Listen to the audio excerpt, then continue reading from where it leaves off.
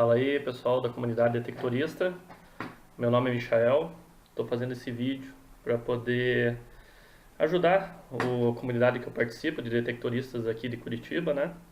Então eu estou vendo a Caroline fazendo alguns vídeos e tentando aí levantar o canal e também a comunidade de detectoristas aqui de Curitiba. Então eu resolvi fazer também um vídeo para poder auxiliar, né, as pessoas que estão iniciando e passar um pouco do conhecimento, que apesar de limitado e pequeno que eu tenho, né, para as pessoas poderem ter esse conteúdo, para poderem ajudar nas suas caçadas, né. Eu vejo que o Brasil, ele tem ainda muita dificuldade de conteúdo, né, de se achar conteúdo, principalmente para os iniciantes. Eu mesmo, quando comecei a detectorar, principalmente me baseava por vídeos estrangeiros, né, americanos ou europeus, e a realidade deles é outra. Até os objetos que eles caçam são outros, a maneira deles caçar são outras, né? Então eu acho que é interessante a gente cada vez mais ter conteúdo em português brasileiro, principalmente para poder ajudar a nossa comunidade do Brasil de detectorismo a crescer, né? E isso só vem a beneficiar todo o nosso esporte, todo o nosso hobby. Então, vamos começar hoje o primeiro vídeo, bem amador, né? Não fiz grandes produções, a intenção é que eu vá com o tempo melhorando, né? Mas o principal assunto que eu quero tratar hoje é detectorismo na praia, que é a coisa que eu mais faço. Apesar de não morar no litoral, eu moro em Curitiba, né? Detectorar na praia foi aonde eu comecei e por enquanto é onde eu mais gosto de fazer. Então eu levantei algumas questões, principalmente para os iniciantes, até quem já for mais avançado pode achar que as informações que eu estou dando são meio básicas, ou até mesmo que falta alguma coisa, mas eu acho que para quem está começando vai ser muito bom de ter essas informações. Então a primeira coisa que eu elenquei é: por que detectar na praia? Qual que é a função, né, de detectar na praia? Essa é uma resposta meio pessoal. Eu achei os meus motivos, né? Outras pessoas podem ter outros motivos. Mas eu vejo que detectorismo, um dos principais variantes do detectorismo é a probabilidade. Você tem que estar no local no qual tem a maior probabilidade de você achar o que te interessa. Então eu detecto na praia porque a praia é o local que tem uma grande concentração de pessoas.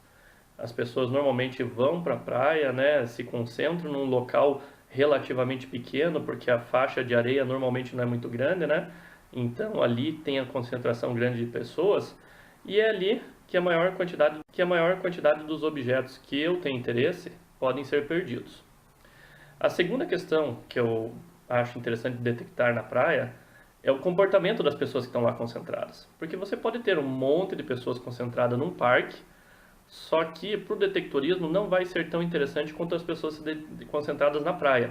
Por quê? Normalmente quem vai para a praia vai para realizar alguma atividade física, seja ela tomar um banho, jogar uma bola, brincar com o filho, alguma coisa. Ela vai se movimentar na praia.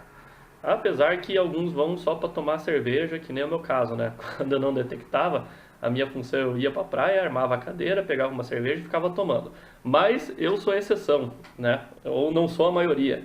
A maioria das pessoas vai para realizar alguma atividade. E quando você realiza atividade física, normalmente você tem mais propensão de perder alguma coisa que você esteja utilizando, né? Seja um brinco, um anel, uma corrente, porque você está se movimentando. A outra função que facilita a perda de objetos na praia é a utilização de protetor solar ou de óleos. Esses produtos deixam a pele mais lisa e facilitam com que caia um anel, com que se solta ali uma corrente, às vezes alguma coisa, né, pelo fato da pele estar mais lisa. A terceira coisa que eu acho bem interessante na praia é o seguinte: uma vez que um objeto é perdido, se a pessoa não está muito atenta, ele é muito difícil de ser encontrado a olho nu. Por quê? A gente tem principais duas questões na praia: areia seca e areia molhada, né, ou submersa. Quando a pessoa perde algum objeto na areia seca, se ela não está prestando atenção e o objeto é relativamente pequeno, ele cai, ele se auto-enterra sozinho.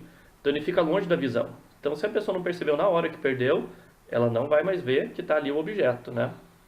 E na água a mesma coisa, como nossas praias não são umas praias do Caribe, que a água é extremamente transparente, e mesmo numa água límpida e transparente, uma vez que o objeto cai na água, se a pessoa não está bem ligada naquele momento que ele caiu, a onda, a água, a areia se mexendo lá embaixo já vai enterrar o objeto ou levar para um local onde a pessoa não imagina que o objeto caiu e vai se perder. Então é uma função de perder muita coisa na praia, essa questão de você perder visualmente o objeto com muita facilidade. Outra coisa que me anima em caçar na praia é, em comparação a caçar na terra, a facilidade de cavar. Eu, particularmente, acho muito mais fácil de cavar na areia do que cavar na terra. Mas a areia tem uma peculiaridade. Quando você começa a cavar, principalmente na areia molhada, se você não tira ali na primeira esculpada ou na segunda esculpada o objeto, a areia começa a virar uma areia movediça, né? Começa a desbarrancar as laterais e existe uma tendência do objeto mudar de posição. Então você tem que constantemente estar caçando ele. Às vezes, quando eu estou caçando, até brinco com a minha esposa e falo: olha, amor, o objeto fugiu para cá, o objeto fugiu para lá. Mas não, é porque quando eu tiro uma pasada de scoop, se ele não veio, a areia vai tentar tomar aquele lugar da areia que eu retirei e o objeto vai junto, migrando de um lado para o outro no fluxo de areia, né? Então, apesar de eu achar mais fácil cavar na areia do que na terra, porque na terra o objeto normalmente não se mexe, né? A não sei que seja um objeto, sei lá, alienígena aí que consiga se mexer sozinho, mas normalmente na terra o objeto vai ficar fixo até você tirar ele da terra. Na areia, ele se mexe. A quarta função de eu caçar na praia, né, ou o quarto motivo de eu caçar na praia, é o cenário, que geralmente é magnífico, né? Além de você estar realizando uma atividade física, que é o detectorismo, porque normalmente você caminha bastante, você cava bastante, o cenário normalmente é magnífico. Então, no último final de semana eu estava caçando numa praia de Santa Catarina, tinha uma lua que não estava cheia, mas ela estava aquela lua bem amarelada, né? E ela se escondia parcialmente atrás das nuvens, então parecia que estava tendo um incêndio no céu atrás das nuvens. Então só aquilo por si só já valia a pena a caçada, sabe? É isso que eu acho legal do detectorismo. O detectorismo te tira do sofá, te tira da cadeira, te tira de casa para ver a natureza, para conhecer lugares e também conhecer pessoas, né?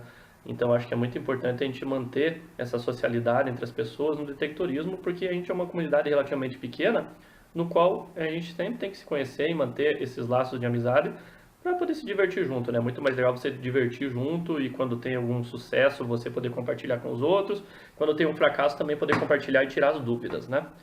Então, para mim, são essas 4 funções principais para poder caçar na praia.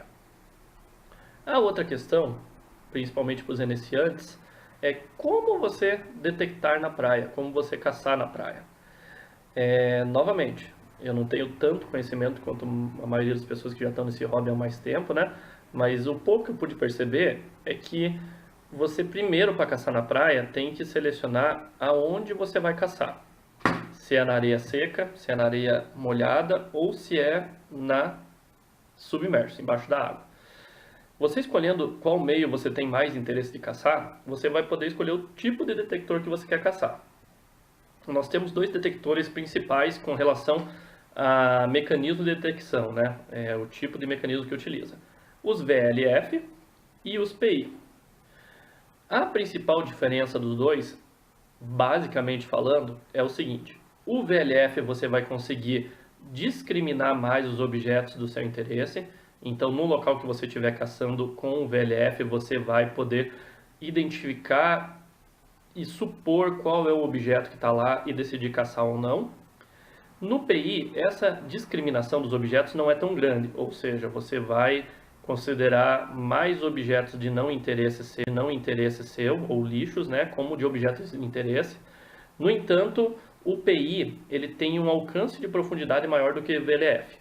Então, fica aquela questão de gosto. Eu uso um VLF porque eu tenho mais interesse e eu acho mais bacana você poder tentar adivinhar qual é o objeto que está lá enterrado antes de cavar. Tem gente que gosta do PI e eu também acho o PI muito bom, porque normalmente a camada de areia entre o objeto e o detector é grande, os VLF não chegam lá e o PI chega. Então eu vejo bastante gente tendo sucesso com o PI e com o VLF. Questão de gosto, fica para você decidir qual que você quer. Outra coisa, seja VLF ou PI, é escolher se o detector vai ser anfíbio ou não. Eu sei que anfíbio é considerado aquele detector que vai até 3 metros de profundidade, não é o subaquático, que falam que pode ir até 60 metros, né? Mas vamos considerar anfíbio como detector que é a prova da água. Então, essa nomenclatura anfíbio, nesse vídeo nós vamos estar usando como detector a prova da água. Então você tem que escolher qual é o meio que você vai caçar, para escolher se você quer um detector anfíbio, a prova da água, ou um detector que não seja a prova da água. Por que é feita essa escolha? Normalmente o detector que é anfíbio e é relativamente, vamos usar a palavra bom para caçar na praia, ele é mais caro, né? A gente tem exemplos aí do CTX 3030, que é um detector anfíbio, do próprio Excalibur, que é um detector subaquático, né? Mas vamos considerar ele como anfíbio, ou até mesmo o Sea Hunter, né? Que é um detector que daí já é PI, não é VLF, tem o preço um pouco mais abaixo do que esse que eu falei, mas são detectores que você pode molhar eles, então. O detector que ele faz esse trabalho bem feito de caçar na praia, ou seja, tem um balanço de solo bacana, não fica dando muito sinal falso e não é anfíbio, ele normalmente é um pouco mais barato. Então, os exemplos para caçar na praia aí de um iTrek, de um Safari. Nós temos também o AT Pro, que é um detector muito famoso e muito popular, né? Só que o AT Pro você tem que ter aí um domínio bom dele para poder caçar na praia, porque eu já vi relatos, não tive um, né, mas vi relatos de que ele dá muito sinal falso, então ele é mais assim, você tem uma caçada mais sutil, é uma pessoa que realmente vai se adaptar àquele detector para poder caçar, né. Eu sei que a gente tem vários outros modelos, mas fica da pessoa escolher. Eu estou falando principalmente dos modelos Minelab, porque eu já tive um iTrek, eu tenho um Safari, né, já tive um Bounty Hunter e já tive um Coinmaster da Whites. Então, os que eu mais cacei foram os da Minelab, então são os que eu uso como comparação para isso, né? Então, escolhido o local que você vai caçar. E o detector, aí, praticamente fica a cargo de você caçar o equipamento que você vai usar para caçar. Hoje em dia nós temos o equipamento para poder retirar os objetos da areia, né? Que é principalmente conhecido o Sand Scoop. Você pode caçar também utilizando pá na praia, só que se você estiver caçando na areia molhada, a pá ela complica para tirar o objeto, né? E se você estiver caçando dentro da água, aí a pá praticamente ela é inútil, né? Porque você tem ali muita movimentação de fluidos e tal que podem deslocar o objeto e você precisa então de uma ferramenta que faça você reter o objeto dentro de uma certa região e o Sand Scoop é perfeito para isso. Então fica a cargo de você escolher. Outra coisa de como se detectar na praia, do ambiente que você vai detectar, e isso também influencia no detector que você vai comprar, se é areia seca ou areia molhada.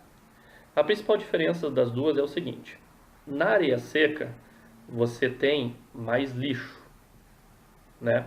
Você tem objetos perdidos, mas também tem muito mais lixo. Na areia molhada você tem menos lixo, então você sofre um pouco menos para caçar. No entanto, você fica ali também à mercê da natureza, né? Principalmente se você não tem um detector anfíbio, você vai ter que caçar na areia molhada quando a maré estiver baixa, porque era onde o pessoal estava tomando banho quando a maré estava cheia, né? Então você vai ter que estudar as marés, como uma pescaria, você vai escolher a maré vazante para poder ir caçar na areia molhada, né? E principalmente ficar de olho nas ressacas. Então, muita gente diz que a ressaca, normalmente ela traz os objetos que estão fora do alcance do detector para cima, né? Então, na ressaca você tem muita coisa jogada para cima e é uma boa de tentar detectar ali.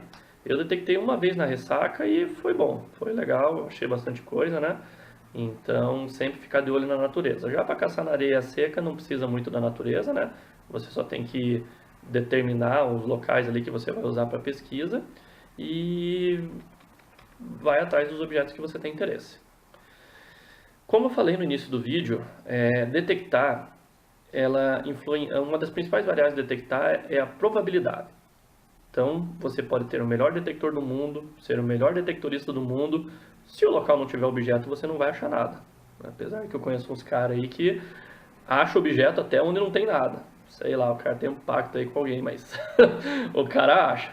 Mas a gente, que é mortal, tudo, tem que fazer esse estudo. Você tem que fazer um estudo de probabilidade para ver aonde que você vai ter mais chance de encontrar o objeto. Se você vai caçar na areia seca, eu aconselho normalmente, e isso é dicas de outros detectoristas, você escolher locais ali que tenham uma concentração maior de pessoas. Então, seja na frente de um quiosque, seja num acesso que teria para uma praia, né, alguma coisa ali, que as pessoas ali estão carregando cadeira, estão carregando prancha, isopor, tudo. Às vezes cai uma corrente, cai um brinco, tudo, e a pessoa nem vê que caiu. Então, ali pode ser uma região que está os objetos, né? Se você vai caçar na areia molhada, aí tem um pouco mais de técnica para utilizar. A técnica para caçar na areia molhada, ela envolve duas principais técnicas que eu considero. A do fatiar e a outra, que eu não sei se esse é o nome certo, mas foi o nome que eu procurei achar para poder dar para ela, a de lotear. Então eu fiz até um desenho para poder ficar claro, é um desenho meio tosco, eu até concordo com vocês, mas para quem está aprendendo vai ser de muita utilidade. Para eu poder dizer quais são as duas técnicas, fatiar ou lotear, e dizer qual é a que eu tenho escolhido ultimamente para poder utilizar. Então a mais popular é a técnica de fatiar. Então ela consiste mais ou menos nisso. Não sei se vai dar para ver bem, mas aqui você tem o mar, aqui você tem a linha d'água do mar, e você vem com o detector fatiando. Isso eu estou falando de detectores não submersos, para você caçar na areia molhada, né? Então, você na maré baixa, normalmente, você vem fatiando a areia com o detector. O que acontece? Você fatiando a areia, se tem um objeto aqui, você vai achar ele aqui. Se tem um objeto aqui, você vai achar ele aqui. Se tem um objeto aqui, você vai achar ele aqui e vai fatiando. Tá? A outra técnica de caçar na praia é a técnica de lotear. O que acontece? Lotear. Você tem novamente o mar, a linha de água do mar, e você vem com o detector loteando ele perpendicular à linha da água. Então você vem, e daí você vem e começa a passar em cima dos objetos que você tem interesse. Então você tem o fatiar e o lotear. Qual que eu acho o mais interessante? Bom, depois de caçar algumas vezes, eu acabei percebendo que o método de lotear é melhor para mim. Por quê? É aquilo que eu falei, probabilidade. São várias coisas que são variáveis que tem no detectorismo que você tem que levar em conta. Que nem uma pescaria. Às vezes o cara do teu lado está pegando peixe e você não está pegando. Então você tem que aumentar a probabilidade de você conseguir pegar também. Quando você utiliza o método de fatiar, eu acho que você perde muito tempo fazendo esse sobe e desce, tá? Por exemplo, vamos considerar que tem os objetos aqui, ó. Tudo isso daqui que você andou à toa, porque não tinha objeto ali. O mar, eu tenho percebido que ele tem uma característica muito forte. Mesmo que a pessoa perca um objeto na água, aqui, ou perca lá, ou perca colar, o mar, ele com o movimento dele, ele tende a alinhar os objetos. E o mais interessante, ele normalmente alinha os objetos por peso. Então você tem lá uma faixa de lacre, outra faixa de objetos mais pesados, né, seja anel, tudo. Então não que isso sempre aconteça, mas é uma tendência. Então você tem a tendência de concentrar os objetos numa faixa. Quando você vai fazendo o fatiar, o que eu posso te dizer? A linha de objetos, ela não fica tão clara para você. Porque você acha um objeto aqui, aí claro, você vai achar outro objeto aqui, porque tinha lá um objeto perdido e tal. Aí você vai olhar para trás e vai ver os buracos, como você teve que caminhar muito, muito no sentido de cima e embaixo, você não caminhou muito paralelo à praia, você vai olhar para trás e você vai ver vários buracos teus que não fazem muito sentido. Já se você faz a técnica de lotear, se você seleciona lá, ó, você seleciona 100 metros de praia. Então você tem lá de um quiosque até outro quiosque. Você sai e vem fatiando entre esses dois quiosques. A hora que você acha a linha de objetos, ela fica mais clara para você, porque você começa a achar um objeto atrás do outro. E não é mentira, eu já achei a linha de objetos umas 3 vezes. Foi mais difícil de achar quando eu usava o método de fatiar, começou a ficar mais fácil quando eu usei o método de lotear. Quando você acha uma linha de objetos, aí você para de fazer esse lote e vai seguindo reto, porque você está achando coisa. Quando você andar lá 50 metros e não achar nada, bom, se você andou 50 metros, aí você volta por cima ou vai para baixo para tentar achar a linha de novo. Porque às vezes ali a praia deu uma modificada e a linha deu uma mudada de posição. Só que eu acho que assim, você caminha menos, você tem mais chance de achar a linha de objetos e você vai ter mais sucesso em achar. Na última caçada que eu fiz, eu achei a linha de objetos e sem brincadeira, eu achei 3 anéis seguidos. E outra coisa, você achou um anel, procure em volta que pode ter mais anel, porque objetos similares tendem a se agrupar junto pela mecânica que acontece no mar e na areia, né? Então, minha técnica de busca começou recente, eu fatiava tudo também, mas eu vi que começou a dar mais resultado quando você loteia desse jeito. Então, escolha lá 100 metros de praia, vai descendo em zigue-zague e acha. Mas isso daí é só uma opinião, né? De um detectorista que é relativamente amador, para outro que talvez seja mais amador do que isso, ou não, né? Mas é que vai ajudar você a escolher a sua técnica. Então é bom você até conhecer as técnicas que já tem, que assim você pode aplicar. Bom, pessoal, espero que não tenha ficado muito longo esse vídeo, espero que não tenha ficado muito confuso. Como eu falei, eu sou um detectorista amador ainda, não tenho muita experiência, mas a tendência é que eu vá adquirindo experiência e vá ajudando vocês. Estou comprando os equipamentos aí para poder fazer filmagem das caçadas, pretendo pôr uns vídeos das caçadas, criar um canal aí para poder auxiliar todo mundo e compartilhar essas experiências. No mais, se você tiver alguma opinião, se você tiver alguma crítica, se você tiver alguma sugestão, deixa embaixo dos comentários do vídeo que eu vou ter o maior prazer de ler. E se for possível, eu vou fazer o que for indicado ali para eu poder fazer. Valeu, pessoal, um grande abraço e boa caçada!